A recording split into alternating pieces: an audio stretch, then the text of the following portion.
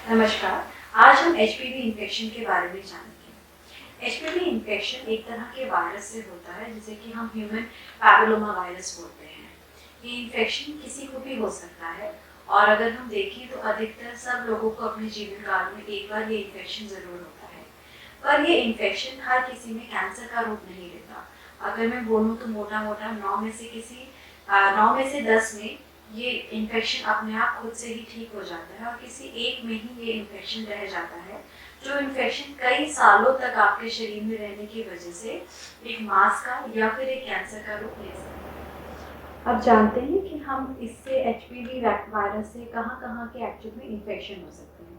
तो इससे cervical cancer, इससे वेजाइना का कैंसर, वल्वल कैंसर, मेल्स के भी प्राइवेट पार्ट्स में कैंसर, एनस का कैंसर और कुछ लोगों में थ्रोट या फिर टॉन्सिल का कैंसर भी इसकी वजह से हो सकता है। एचपीवी वायरस अगर हम देखें तो सर्वाइकल कैंसर कराता है, जो कि किसी भी वुमेन में, मतलब हिंदुस्तान में हम देखें तो सेकेंड मोस्ट कॉमन वुमेन में होने वाला कैंसर है और ये इजीली प्रिवेंटेबल है।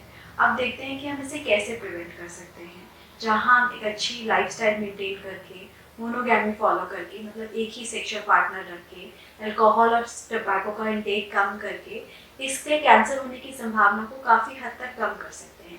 इसके साथ साथ जो अच्छी बात है वो ये है कि हम एक एचपीवी वायरस का वैक्सीन आता है विच इज़ एचपीवी वैक्सीन, वो लेके हम इसको 90% चांस ऑफ इस कैंसर के होने के कम कर सकते हैं। आप जानते हैं कि ये एचपीवी वैक्सीन लेनी किसको चाहिए? अधिकतर क्योंकि एचपीवी वैक्सीन का नाम सर्वाइकल कैंसर के साथ ज़्यादा जोड़ा जाता है, तो लोग समझते हैं कि ये जो वैक्सीन है ये सिर्फ वुमेन्स में ली जानी चाहिए, पर ऐसा नहीं है। ये वैक्सीन 11 से 12 साल के जितने भी गर्ल्स और बॉयज़ हैं सबको लगनी चाहिए। 9 साल के ऊपर हम ये वैक्सीन किसी में भी लगा सकते हैं। 11 से 12 साल की उम्र सबसे अच्छी उम्र होती है इस वैक्सीन को लगाने के लिए। अदरवाइज जब तक कि कोई बंदा अपनी सेक्सुअल एक्टिविटी स्टार्ट नहीं करता या फिर 26 साल से पहले कि किसी भी लोगों को हम ये वैक्सीन लगा सकते हैं। अब ये समझते हैं कि वैक्सीन लगेगी कैसे, मतलब इसका क्या शेड्यूल रहेगा। अगर वैक्सीन 15 साल से छोटे बच्चों में लगती है तो उस केस में ये वैक्सीन के सिर्फ 2 डोज होते हैं, एक आज लगाएंगे और एक 6 महीने या साल भर बाद लगाएंगे और आप पूरी तरह से एचपीवी वैक्सीन के लिए इम्यूनाइज्ड हो जाएंगे।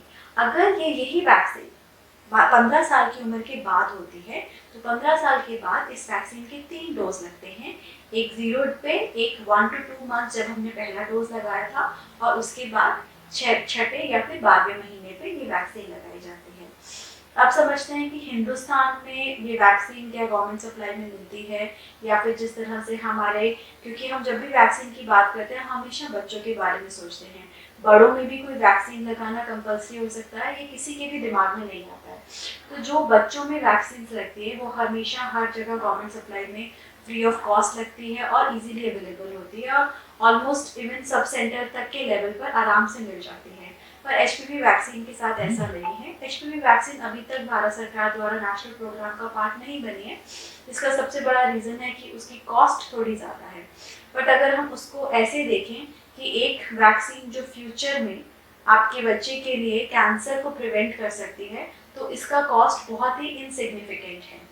तो मैं जितने भी माता पिता हैं जिनके बच्चे 9 से 14 साल की उम्र में हैं, इनफैक्ट अगर 14 क्रॉस भी कर चुके हैं, 26 साल से नीचे उम्र है, उनकी शादी नहीं हुई है और अगर अभी तक कोई भी सेक्सुअल एक्टिविटी नहीं स्टार्ट हुई है, तो उन सबके लिए निवेदन करूंगी कि आप अपने गर्ल्स और बॉयज़ को प्लीज़ इस एचपीवी वैक्सीन से वैक्सीनेट कराएं ताकि हम फ्यूचर में होने वाले इसके कैंसर को काफ़ी हद तक कम कर सकें और 90% कैंसर हम इसके थ्रू प्रिवेंट कर सकते हैं और बहुत बड़ा सिग्निफिकेंट डेथ रेट को कम कर सकते हैं। Thank you.